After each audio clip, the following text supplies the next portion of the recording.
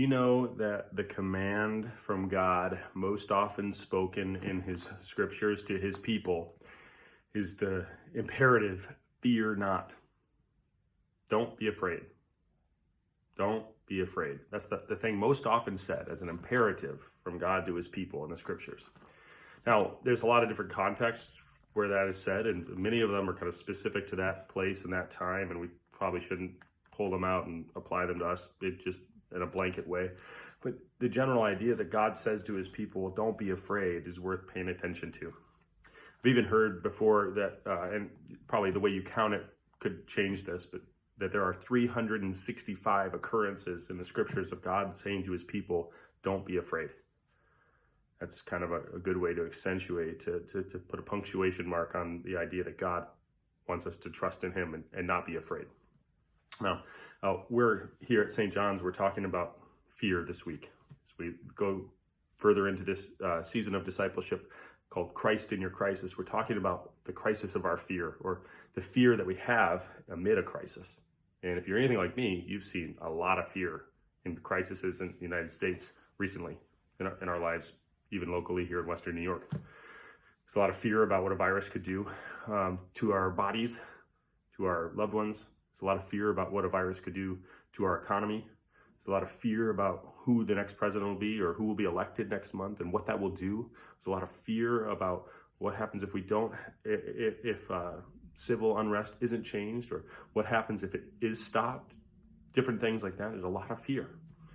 And it's worth then remembering that we have a God who says most often to his people, don't be afraid. But then the application of that's a little tough, because we could confuse how that ought to sound and what we ought to do with that. We could start to think things like, I don't have to be afraid of the virus, therefore I will go and put myself at risk because God will just take care of me. That's not a promise we have necessarily, that we'll be saved from the virus. We have more eternal promises from our God. And so I want to read something for you. This is, I think, the second to last time in the scriptures that we get the words, do not be afraid or fear not. So it comes in the book of Revelation, chapter 1. And this is when John the Baptist, or John the Revelator, John the one who writes this, he sees an image of the Son of Man, which is Jesus. And we read this. When I saw him, I fell at his feet as though I was dead. But he laid his right hand on me, saying, fear not. I am the first and the last, and the living one.